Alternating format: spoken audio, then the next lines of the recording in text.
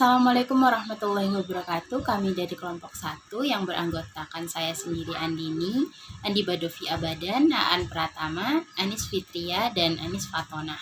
Di sini kami akan mempresentasikan materi mengenai konsep pendapatan. Materi pertama mengenai pengertian pendapatan. Pendapatan sangat penting dalam suatu perusahaan karena semakin besar pendapatan yang diperoleh, artinya semakin besar kemampuan perusahaan untuk membiayai kegiatan perusahaan. Pendapatan ialah aliran masuk aktiva atau pengurangan utang yang diperoleh dari hasil penyerahan barang atau jasa kepada para pelanggan. Menurut Ikatan Akuntansi Indonesia, dalam Pernyataan Standar Akuntansi Keuangan PSAK nomor 23, pendapatan adalah arus masuk bruto dari manfaat ekonomi yang timbul dari aktivitas normal perusahaan selama suatu periode, bila arus masuk itu mengakibatkan kenaikan ekuitas yang tidak berasal dari kontribusi penanaman modal. Ada dua konsep tentang pendapatan, yaitu yang pertama, konsep pendapatan yang memusatkan pada arus masuk atau inflow aktiva sebagai hasil dari kegiatan operasi perusahaan. Pendapatan ini menganggap pendapatan sebagai inflow of net asset. Yang kedua, konsep pendapatan yang memusatkan perhatian kepada penciptaan barang dan jasa serta penyaluran konsumen atau produsen lainnya.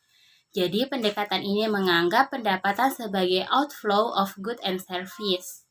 Macam-macam pendapatan sendiri ialah yang pertama pendapatan bunga, pendapatan provisi dan komisi, pendapatan atas transaksi valuta asing, dan pendapatan operasional lainnya.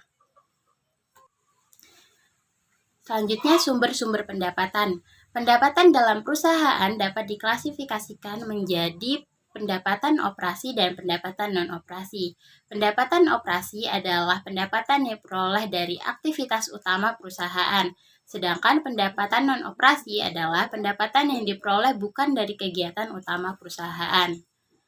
Sedangkan sumber-sumber pendapatan sendiri, yang pertama itu bersumber dari transaksi modal atau pendapatan yang mengakibatkan adanya tambahan dana yang ditanamkan oleh pemegang saham. Yang kedua, bersumber dari laba dari penjualan aktiva yang bukan berupa barang dagangan, seperti aktiva tetap, surat-surat berharga, atau penjualan anak atau cabang perusahaan. Yang ketiga, bersumber dari hadiah, sumbangan, atau penemuan. Yang keempat, bersumber dari revaluasi aktiva.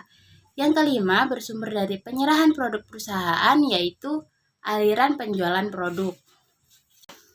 Adapun sumber pendapatan berdasarkan jenis usahanya, yang pertama jenis perusahaan dagang. Sumber pendapatan dalam perusahaan dagang diperoleh dari hasil penjualan persediaan barang dagang kepada konsumen. 2. Perusahaan jasa. Sumber pendapatan dari perusahaan jasa diperoleh dari kegiatan penjualan jasa kepada konsumen oleh perusahaan. Yang ketiga, perusahaan manufaktur. Jenis perusahaan ini merupakan perusahaan yang mendapatkan pendapatan dari menjual barang dagangan setelah mengolah dan memberikan nilai tambah terhadap barang dagangan, kemudian dijual kepada pelanggan. Ini saya akan bahas materi tentang karakteristik pendapatan. Jenis pendapatan yang dimiliki setiap perusahaan berbeda-beda, tapi dari sudut akuntansi seluruh pendapatan tersebut mulai dari kelompok pendapatan yang berasal dari penjualan barang jadi hingga pendapatan dari penjualan jasa memiliki karakteristik yang sama. Dalam pencatatannya, karakteristik pendapatan dibagi menjadi 8, yaitu yang pertama, adanya aliran masuk atau kenaikan aset, baik karena adanya transaksi atau laba.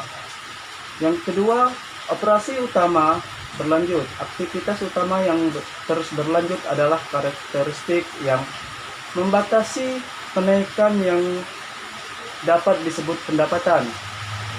Kemudian yang ketiga, operasi dari non-operasi sebagai produk yang dihasilkan secara tidak rutin atau insidental sering dianggap kos pendapatan non-operasi dan dipisahkan penyajiannya.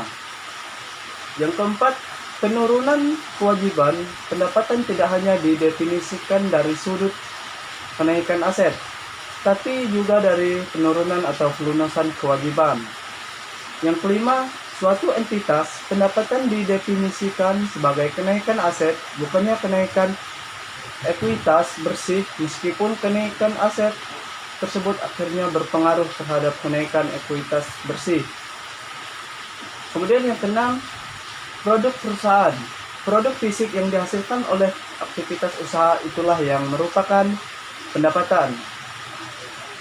Kemudian yang ketujuh, pertukaran exchange. Pendapatan akhirnya harus dinyatakan dalam suatu moneter untuk dicatat dalam sistem pembukuan. Kemudian yang terakhir, yang kedelapan, berbagai bentuk dan nama. Pendapatan adalah konsep yang bersifat generik dan mencakup semua pos dengan berbagai bentuk dan nama apapun. Baiklah, di sini saya Andi Badovia Badan, NPM 1903031004. Di sini saya akan menjelaskan pengukuran pendapatan. Pendapatan diukur dalam satuan nilai tukar produk atau jasa dalam suatu transaksi. Nilai tukar tersebut menunjukkan ekuivalen kas atau nilai diskonto tunai dari uang yang diterima atau akan diterima dari transaksi penjualan. Mengenai pengukuran pendapatan adalah pendapatan diukur dengan nilai wajar imbalan yang diterima atau dapat diterima. Nilai wajar adalah harga yang akan diterima untuk menjual suatu aset atau harga yang akan dibayar untuk pengalihan suatu liabilitas dalam transaksi teratur antara pelaku pasar pada tanggal pengukuran. Pendapatan diukur dengan satuan moneter uang yang harus menunjukkan nilai tukar barang atau jasa yang dihasilkan oleh perusahaan.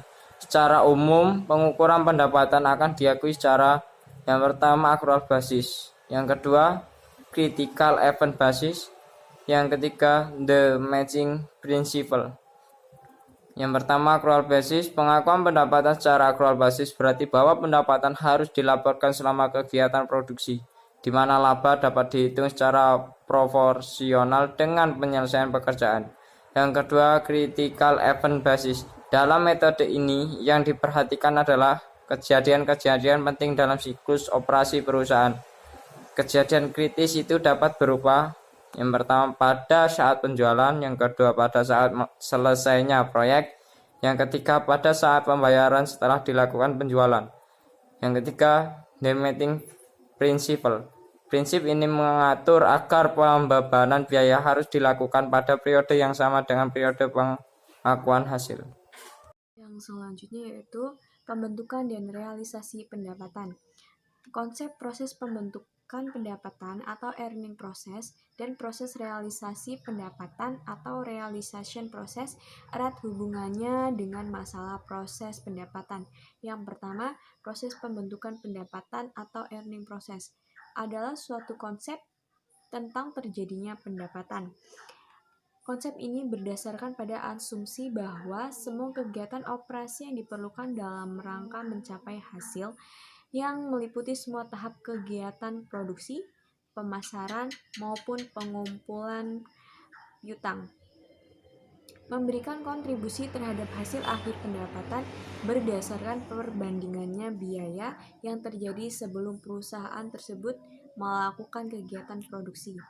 Yang kedua, proses realisasi pendapatan atau realization process adalah proses pendapatan yang terhimpun dan terbentuk sesuai produk selesai dikerjakan dan terjual atas di kontrak penjualan. Jadi, pendapatan dimulai dengan tahap terakhir kegiatan produksi, yaitu pada saat barang atau jasa dikirimkan atau diserahkan kepada pelanggan. Secara umum, pendapat diakui pada saat realisasi atau sepanjang tahap siklus operasi. Ikatan Akuntansi Indonesia dalam Pernyataan Standar Akuntansi Keuangan PSAK nomor 23 menjelaskan kapan suatu pendapat diakui adalah sebagai berikut.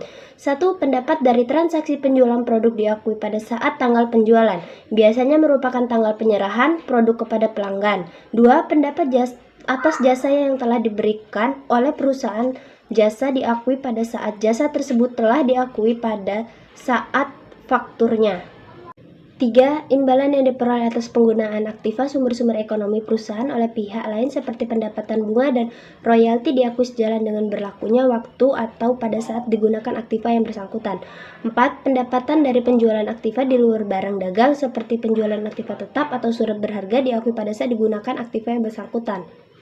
Ada beberapa hal yang perlu diketahui tentang prinsip pengakuan pendapatan yang menyatakan bahwa pendapatan harus diakui dalam laporan keuangan ketika 1. Pendapatan dihasilkan dan 2. Pendapatan direalisasikan atau dapat direalisasi. Baiklah, terima kasih telah menyimak. Saya akhiri. Wassalamualaikum warahmatullahi wabarakatuh.